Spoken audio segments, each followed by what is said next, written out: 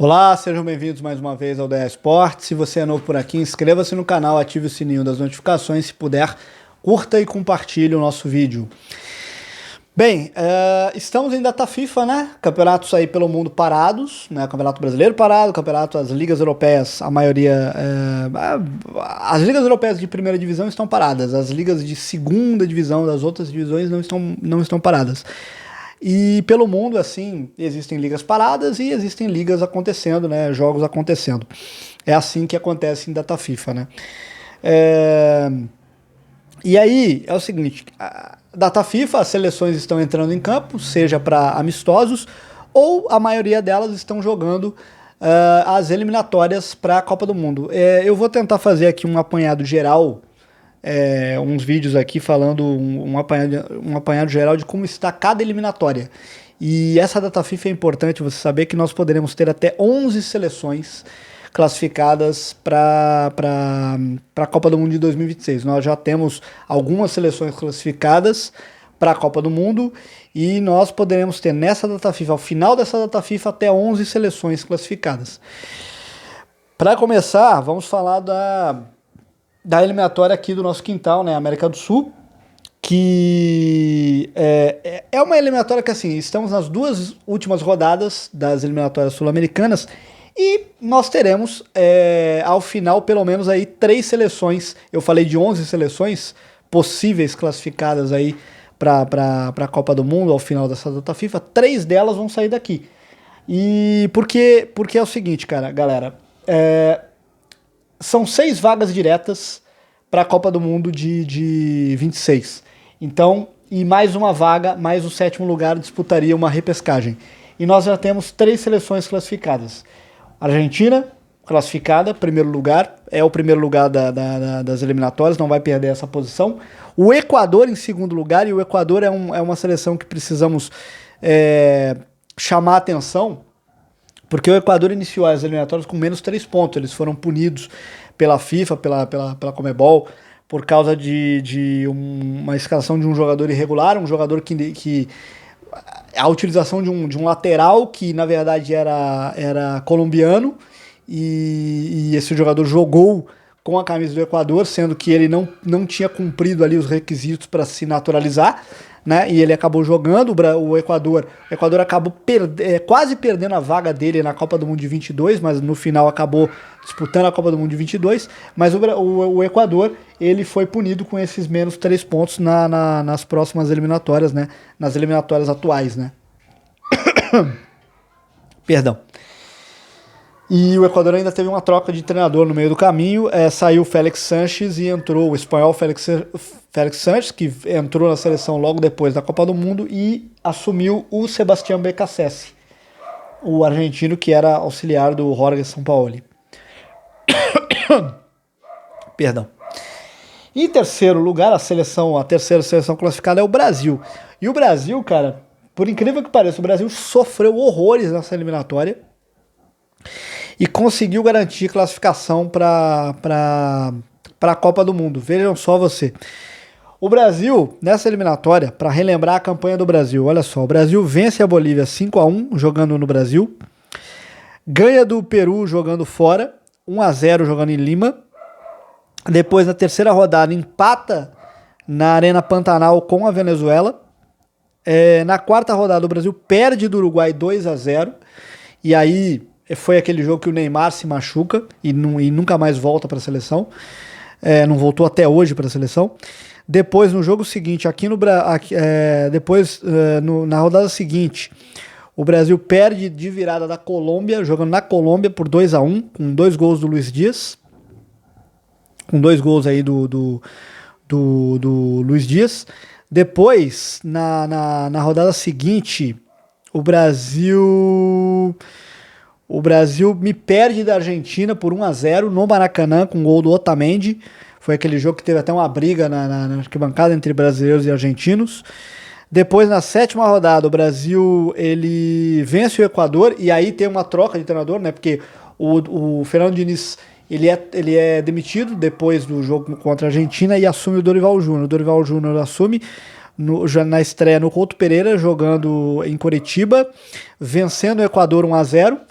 E esse jogo eu lembro desse jogo porque foi no mesmo dia de quando aconteceu o primeiro jogo da NFL aqui no Brasil, e foi um jogo terrível de assistir.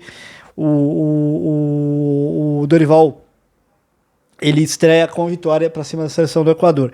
Na rodada seguinte, ou na oitava rodada, o Brasil perde do Paraguai 1-0, jogando no Paraguai. Na nona rodada, o Brasil ganha do Chile de virada jogando em Santiago. O Brasil sofre um gol a 1 minuto de jogo e depois vira o jogo no finalzinho com o gol do Luiz Henrique, do Botafogo. Na décima rodada, o Brasil vence bem a seleção do Peru 4-0. Na 11ª rodada, o Brasil empata com a Venezuela na Venezuela. O Brasil começa ganhando o jogo, mas leva o empate de novo. Na 12ª rodada, o Brasil empata com o Uruguai, jogando no Brasil, jogando na Fonte Nova. E esse jogo, até o Rafinha falou que, deu uma entrevista depois do jogo, falando que o Brasil jogou bem e vai ser muito difícil, se a gente continuar jogando assim, vai ser difícil alguém ganhar da gente aqui. Pô, Rafinha, pelo amor de Deus, né? Eu vi aquele jogo foi terrível, cara. Aí na 13ª rodada, o Brasil ele ganha da Colômbia no Brasil, jogando no Brasil, no Mané Garrincha, mas sofrendo horrores. O Brasil ganha no finalzinho, nos últimos minutos o Brasil ganha da Colômbia 2-1, e esse resultado foi muito importante para a classificação antecipada. E depois o Brasil sofre uma humilhação, né? 4-1 para a Argentina, jogando no Monumental de Nunes, 4-1 sem o Messi. A Argentina venceu o Brasil sem o Messi, 4-1 no Monumental de Nunes. E aí, na rodada, o Ancelotti estreia contra o Equador, empata 0-0 jogando em Guayaquil, e depois ganha do Paraguai de 1-0, e aí consegue a classificação antecipadamente. Você vê que o Brasil sofreu um bocado nessa eliminatória e mesmo assim conseguiu garantir a sua vaga para a Copa do Mundo com 2 rodadas de antecedência. E agora, qual que é a situação agora das outras seleções para vocês entenderem? Nós temos aqui o Uruguai com 24 pontos e o Paraguai com 24 pontos, praticamente classificados. O Paraguai e o Uruguai, eles se classificam com praticamente 1 ponto, né? Se eles se empatarem, eles garantem a classificação. O Uruguai, ele pega nessa rodada a seleção do Peru, e o Paraguai, ele vai enfrentar o Equador. Então, se houver aqui um empate ou vitória dos dois, os dois estão na Copa do Mundo. E o Paraguai voltando a uma Copa do Mundo depois de um bom hiato, aí, um bom tempo. O Paraguai, que agora é treinado pelo Gustavo Alfaro, ex-treinador do Equador, né? O Uruguai é treinado pelo Marcelo Bielsa, argentino. A Colômbia está em sexto, com 22 pontos, pegando essa última vaga direta para a Copa do Mundo. A Colômbia enfrenta nessa rodada a Bolívia, na Colômbia, em Barranquilha. Se a Colômbia vencer o jogo, a Colômbia está na Copa do Mundo, né? A Colômbia está praticamente na Copa do Mundo. Acho que nessa 17ª rodada nós poderemos ter, portanto, as 3 outras seleções que vão garantir vaga direta para a Copa do Mundo. A Colômbia, então, ela se garante com uma vitória. Vai pegar, portanto, a seleção da Bolívia. E aí, a Bolívia, ela está brigando com a Venezuela pela 7ª vaga, né, pela 7ª posição, pela vaga na repescagem, né? Na vaga na repescagem. E aí a Bolívia enfrenta a Colômbia na Colômbia, e aí a Bolívia tem que pelo menos tentar, se não puder vencer, a Bolívia tem que pelo menos empatar para ir aos 18 pontos e torcer para que a Venezuela seja derrotada pela Argentina. A Argentina enfrenta a Venezuela no Monumental de Nunes, o jogo de despedida do Messi. O Messi faz o seu último jogo de eliminatórias com a camisa da Argentina. É um jogo especial, o Messi está levando a família inteira para ver o jogo, vai ter uma série de homenagens ao Messi no jogo. Então, assim, é bem provável que a Argentina vença a Venezuela jogando na Argentina. E aí a Bolívia tem que pelo menos, a Bolívia assim vai jogar com a Colômbia fora, a Colômbia assim é favorita para vencer a Bolívia. A Bolívia tem que pelo menos, se não conseguir a vitória para cima da Colômbia, a Bolívia tem que pelo menos arrancar o empate, ou se perder, torcer contra a Venezuela, torcer para que a Venezuela não vença a Argentina. E aí, nós poderemos chegar na última rodada com a Venezuela, podemos ter Venezuela e Bolívia empatadas, né? Se a Bolívia empata com a Colômbia e a Venezuela perde da Argentina, nós poderemos ter as duas seleções empatadas em pontos, jogando por uma vaga aí na repescagem da Copa do Mundo. Uma coisa bem provável de acontecer, uma coisa que eu não acredito que vai acontecer, é tipo assim, o Peru ganhando do Uruguai, o Paraguai perdendo o Paraguai perder do Equador é possível, mas eu não acredito, porque o Paraguai joga em casa. E a Colômbia sendo derrotada pela Bolívia em casa. Eu não acredito que a Colômbia vai perder da Bolívia em casa. E o que embolaria mais a eliminatória, porque aí a Colômbia perderia da Bolívia, a Bolívia poderia ir aos 20 pontos.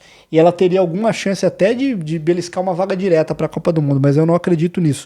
O mesmo vale para a Venezuela. Se a Venezuela ganha da Argentina, a Venezuela ela chegaria aos 21 pontos e ela entraria na briga também por vaga direta. Eu não acredito nesse cenário. Eu acredito sim que nós teremos vitória, provavelmente vitórias de Uruguai. Talvez o Paraguai não ganhe. O Paraguai joga com o Equador. Talvez o Paraguai empate ou até perca o jogo, perca o jogo aí para a seleção aí do Paraguai. Do Equador, desculpe. O Paraguai perca o jogo aí para a seleção do Equador. Mas é possível, eu acho assim. Talvez a Venezuela pode aprontar ali, pode arrancar um empate contra a seleção da Argentina. E aí, se acontecer o que está sendo previsto, o que iria acontecer se esses cenários se confirmarem? Nós vamos ter na última rodada da Copa do Mundo, das eliminatórias da Copa do Mundo, vamos ter provavelmente Bolívia e Venezuela brigando por esse sétimo lugar e essa vaga na repescagem. E aí a Venezuela enfrentaria a Colômbia, a Venezuela jogaria contra a Colômbia, provavelmente a Colômbia classificada, né? Muito provavelmente a Colômbia já classificada, mas a Venezuela teria esse confronto em casa contra a seleção da Colômbia, e o Brasil enfrentaria a Bolívia, né? O Brasil enfrentaria a Bolívia na altitude lá de El Alto, e a Bolívia jogaria a vida, jogaria ali para voltar à Copa do Mundo, né? A voltar a uma Copa do Mundo depois de muito tempo. A última vez que a Bolívia jogou a Copa do Mundo foi em 1994, a Copa dos Estados Unidos, que o Brasil acabou campeã a seleção brasileira acabou campeã do mundo em 1994. Então nós poderemos ter, provavelmente é o que vai acontecer, esse cenário aí, esse é o cenário mais provável que aconteça.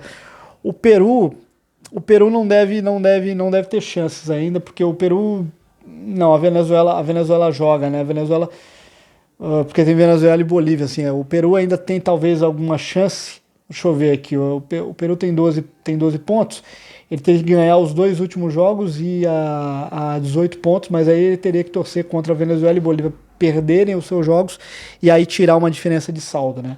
Acho que não aconteceria. Não aconteceria. Talvez daria para passar a Bolívia, né? Mas não. O Peru, eu acho que pelo saldo ele fica realmente fora. Ele não tem mais chance de classificação, uma repescagem. A briga mesmo é Bolívia e Venezuela brigando por essa repescagem. E aí, né? Falando do Brasil, né? Especificamente do Brasil. O Brasil vai entrar em campo nessa rodada para enfrentar o Chile. Esse jogo vale para a